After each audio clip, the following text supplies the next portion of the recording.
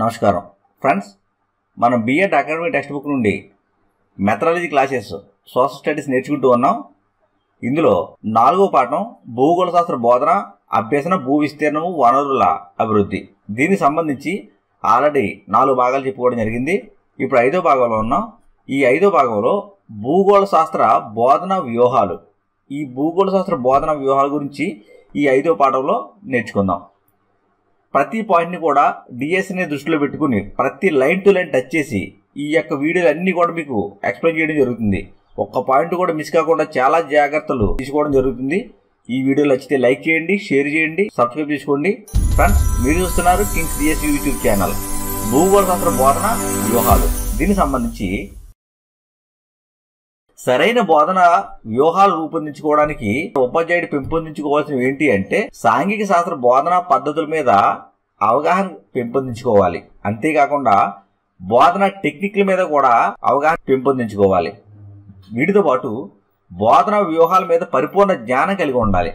ఉపాధ్యాయుడు సాంఘిక శాస్త్రం బోధించే ఉపాధ్యాయుడు ఈ సాంఘిక శాస్త్ర బోధనా పద్ధతుల మీద అవగాహన పెంపొందించుకోవడం, బోధన టెక్నిక్ల మీద కూడా అవగాహన పెంపొందించుకోవడం, బోధన వ్యూహాలపైన పరిపూర్ణ జ్ఞానాన్ని కలిగి ఉంటే సరైన బోధన వ్యూహంగా మనం పేర్కోవచ్చు. భూగోళ శాస్త్ర బోధనా పద్ధతుల గురించి చూద్దాం. ఈ భూగోళ శాస్త్ర బోధనా పద్ధతులు, ఇందులో పరిశీలన పద్ధతి, ఈ పరిశీలన పద్ధతికి సంబంధించి పరిశీలన పద్ధతిని భూగోళ శాస్త్ర బోధనకు సహజ పద్ధతి అని చెప్పడం జరుగుతుంది. భూగోళ శాస్త్ర బోధనలో సహజమైన పద్ధతి అని ఏ పద్ధతిని పేర్కొంటారు అంటే పరిశీలన పద్ధతిని పేర్కొంటారు. అంతేకాకుండా భూగోళ శాస్త్రాన్ని పరిశీలన శాస్త్రంగా కూడా చెప్తూ ఉంటారు. భూగోళ శాస్త్రాన్ని పరిశీలన శాస్త్రం అని చెప్తారు. ఈ పరిశీలన అనేది 2 రకాలుగా ఉంటుంది. అవేంటి 2 రకాలు అంటే తరగతి బయట పరిశీలన, రెండోది తరగతి లోన పరిశీలన. ఇప్పుడు తరగతి బయట, ఈ భూగోళ శాస్త్రానికి సంబంధించి తరగతి బయట వేటిని పరిశీలిస్తారు అని మనం చూస్తే ఇందులో నదులు, వాటి జన్మస్థానాలు, అంతేకాకుండా మృత్తికలు, భూస్వరూపాలు అంటే పర్వతాలు, పీడములు, మైదానాలు, ఇవన్నీ కూడా పరిశీలించడం జరుగుతుంది. అంతేకాకుండా వాతావరణంలో సంభవించే మార్పులను కూడా తరగతి బయట పరిశీలన చేస్తూ ఉంటారు. వీటితో పాటు భూ చలనాల గురించి, పంటల గురించి, పవనాల దిశ, ఇటువంటి అంశాలన్నీ కూడా తరగతి బయట పరిశీలించడం జరుగుతుంది.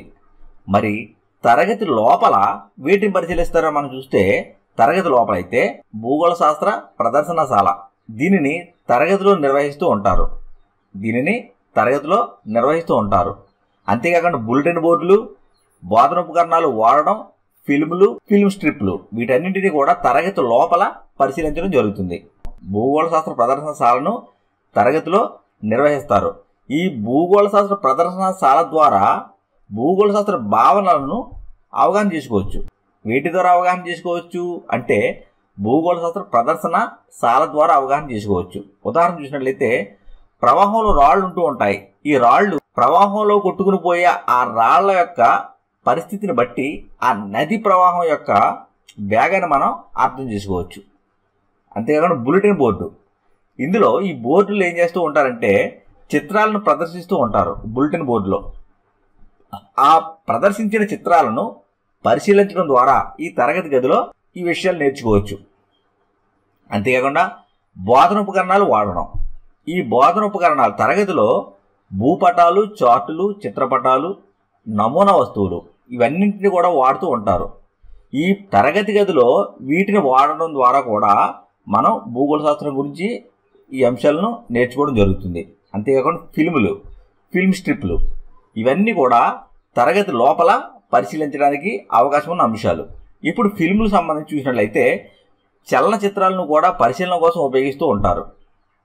చలనచిత్రాలని కూడా పరిశీలన కోసం ఉపయోగిస్తారు. ఉదాహరణ బహుళార్థ సాధక ప్రాజెక్టులు, విద్యుత్ ఉత్పత్తి, టీ, పంచదార, స్టీల్, ఇటువంటి విషయాలన్నీ కూడా ఈ ఫిల్ముల ద్వారా నేర్చుకోవడం జరుగుతుంది. ఇటువంటివన్నీ తరగతి లోపల పరిశీలించబడే అంశాలుగా మనం పేర్కోవచ్చు. తరువాత ఈ యొక్క పరిశీలన పద్ధతిలో ప్రయోజనాలు ఏంటి? ఈ పరిశీలన అంటే ఏంటి అంటే విద్యా లక్ష్యాలను దృష్టిలో పెట్టుకుని సూక్ష్మ దృష్టితో చూడడాన్ని పరిశీలన అంటారు. విద్యా లక్ష్యాలను దృష్టిలో పెట్టుకుని సూక్ష్మ దృష్టితో చూడడాన్ని పరిశీలన అంటారు. ఈ పరిశీలన ద్వారా ప్రత్యక్షంగా విద్యార్థులు పరిశీలించి నేర్చుకుంటారు. ఈ పరిశీలన పద్ధతి అనేది జ్ఞానానికి గట్టి పునాది వేస్తుంది. పరిశీలన పద్ధతి గట్టి పునాది వేస్తుంది. పరిసరాలను పరిశీలిస్తూ, అంతేకాకుండా ఈ పరిసరాలకు తన ఊహాశక్తిని జోడిస్తూ నేర్చుకోవడం జరుగుతుంది. విద్యార్థులు జీవితంలో జరిగిన విషయాలన్నిటి కూడా పరిశీలించి నేర్చుకుంటాడు. ఇవి పరిశీలన పద్ధతిలో ఉన్న ప్రయోజనాలు. ఇప్పుడు లోపాలు.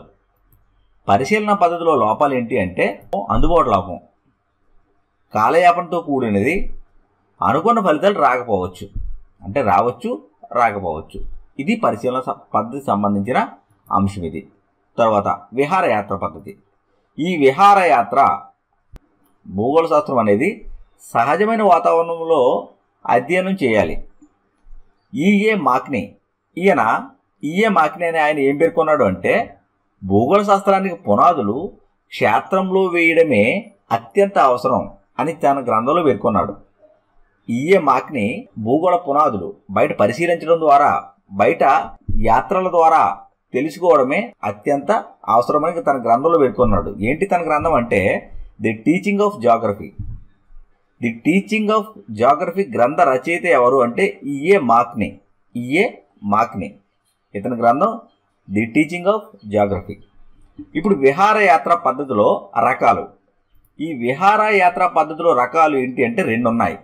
క్షేత్ర పర్యటనలు, విహారయాత్రలు. వీటిని టూర్స్ అంటారు.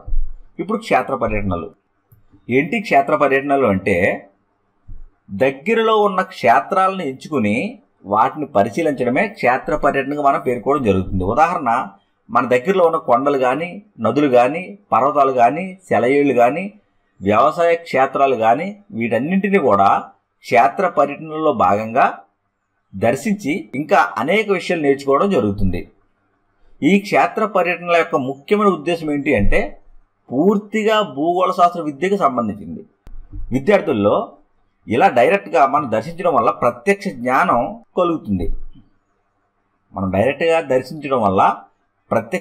కలుగుతుంది. అదేవిధంగా విహారయాత్రలు కూడా.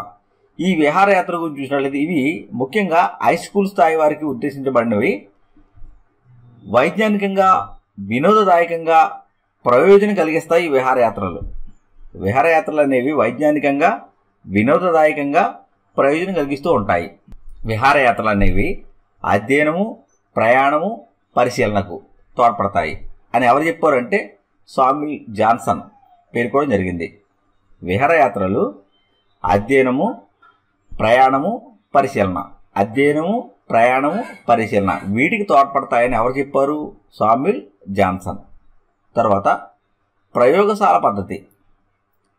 ఈ ప్రయోగశాల పద్ధతి చూసినట్లయితే ఇందులో ముందుగా ఉపాధ్యాయుడు ప్రయోగం చేసి చూపిస్తూ ఉంటాడు.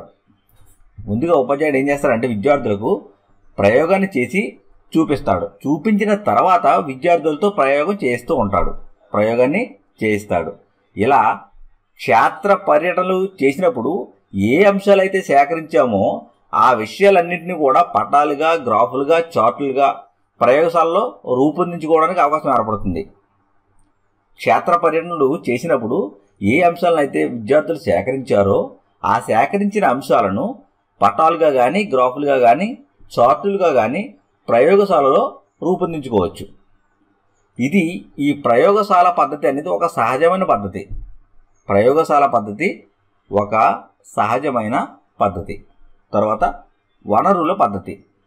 దీనికి సంబంధించి వనరులు ఉపయోగించుకుంటూ విద్యార్థులు చురుగ్గా అభ్యాసంలో పాల్గొనేటట్లు చేయడమే దీని యొక్క ముఖ్య ఉద్దేశం. వనరుల పద్ధతి యొక్క ముఖ్య ఉద్దేశం ఏంటంటే వనరులు ఉపయోగించుకోవాలి. ఆ ఉపయోగించుకుంటూ విద్యార్థులు చురుగ్గా అభ్యాసంలో పాల్గొవాలి. ఇది వనరుల పద్ధతి యొక్క ముఖ్యమైన ఉద్దేశం. ఇప్పుడు వనరుల వర్గీకరణ చూసినట్లయితే ఇందులో సహజ వనరులు, మానవులు తయారు చేసిన వనరులు, ముద్రిత వనరులు అనే వనరులను 3 రకాలుగా వర్గీకరించవచ్చు. సహజ వనరులు ఇవేంటి అంటే సహజంగా ఏర్పడతాయి. భూమి, ఆకాశం, సూర్య చంద్ర నక్షత్రాలు, గాలి, భూస్వరూపాలు, చెట్లు, ఇటువంటి అంశాలన్నీ కూడా సహజ వనరులుగా మనం పేర్కోవచ్చు. తర్వాత మానవులు తయారు చేసిన వనరులు. మానవులు తయారు చేసిన వనరులు. ఉదాహరణ చూస్తే పరిశ్రమలు, మిల్లులు, రేడియో, ఫిల్ము, రవాణా ఇవన్నీ కూడా మానవులు తయారు చేసిన వనరులకు ఉదాహరణగా పేర్కోవడం జరుగుతుంది. తర్వాత ముద్రిత వనరులు అంటే ముఖ్యంగా ఈ ముద్రిత వనరులలో వేటిని పేర్కొంటారంటే ప్రింట్ మీడియా అంటే పుస్తకాలు, పత్రికలు, జర్నల్స్, ట్రావెల్స్, భూపటాలు ఇటువంటి అంశాలన్నీ కూడా ముద్రిత వనరులలో భాగంగా పేర్కోవడం జరుగుతుంది. భూగోళ శాస్త్రాన్ని అధ్యయనం చేయడానికి ఈ బోధనా పద్ధతులతో పాటు ఈ టెక్నిక్లు కూడా తెలియజేయడం జరిగింది. ఆ టెక్నిక్లో భాగంగా మొట్టమొదటిది ప్రత్యక్ష బోధన అది డైరెక్ట్ టీచింగ్ అంటాం. ఇలా డైరెక్ట్ టీచింగ్ ద్వారా కూడా భూగోళ శాస్త్రానికి సంబంధించిన అంశాలను విద్యార్థులలో పెంపొందింపజేయవచ్చు. అంతేకాకుండా చిన్న సమూహాల బోధన ఇది కూడా ఒక టెక్నిక్. చిన్న సమూహాల బోధన ఇందులో 2 లేదా 5 విద్యార్థులు ఒక సమూహంగా ఏర్పరిచి బోధిస్తూ ఉంటారు. 2 లేదా 5 ఒక సమూహాలుగా ఏర్పరిచి బోధించడం జరుగుతుంది. నెక్స్ట్ సామూహిక చర్చలు, గ్రూప్ డిస్కషన్స్ అంటాం. ఇలా చర్చల ద్వారా కూడా ఈ శాస్త్రం పట్ల మంచి ఆసక్తిని పెంపొందించవచ్చు. సహకార అధ్యయనం, ఒకరికొకరు సహకారం చేసుకుంటూ నేర్చుకోవడం. పోర్ట్ఫోలియో రాయడం. ఈ పోర్ట్ఫోలియో అంటే ఏంటి అంటే విద్యార్థుల యొక్క అనుభవాలను, అనుభూతులను, తమలో సంభవించిన మార్పులను క్రమ పద్ధతిలో రాయడాన్ని పోర్ట్ఫోలియో అంటాం. విద్యార్థులు తమ యొక్క అనుభవాలు, అనుభూతులు అధ్యయనం చేసి తమలో సంభవించిన మార్పులు క్రమ పద్ధతిలో రాయడమే ఈ పోర్ట్ఫోలియో. తర్వాత విచారణ ఆధారిత అభ్యసనం. ఇందులో విషయాలు పరిశీలించి విచారణ చేసి అభ్యసించడం జరుగుతుంది. విచారణ ఆధారిత అభ్యసనంలో విషయాలను పరిశీలించి విచారణ చేసి అభ్యసిస్తూ ఉంటారు. తర్వాత ప్రకల్పన ఆధారిత అభ్యసనం, ఇది ప్రాజెక్ట్ బేస్డ్ లెర్నింగ్ అంటారు. ప్రకల్పన ఆధారిత అభ్యసనం. తర్వాత విద్యార్థి తోటి విద్యార్థులకు బోధించడం. స్టూడెంట్ టీచింగ్ స్టూడెంట్ అంటారు. తర్వాత జ్ఞానేంద్రియాల అనుభవాల అభ్యసన. ఈ జ్ఞానేంద్రియాల అనుభవాల అభ్యసన గురించి ముఖ్యంగా పేర్కొన్నది ఎవరు అంటే ప్రోబెల్. జ్ఞానేంద్రియ అనుభవాల అభ్యసన గురించి ముఖ్యంగా ఎవరు పేర్కొన్నారంటే ప్రోబెల్. ఏం పేర్కొన్నాడు జ్ఞానేంద్రియాల అనుభవాల అభ్యసన గురించి అంటే భావాలను మాటల ద్వారా తెలుసుకోవడం కంటే అనుభవం ద్వారా తెలుసుకోవడం వల్ల ఎక్కువ ప్రయోజనం ఉంటుందని చెప్పాడు. భావాలను మాటల ద్వారా తెలుసుకోవడం కంటే అనుభవం ద్వారా తెలుసుకోవడం వల్ల ఎక్కువ ప్రయోజనం ఉంటుందని చెప్పి ఎవరు చెప్పారు? ప్రోబెల్ చెప్పడం జరిగింది.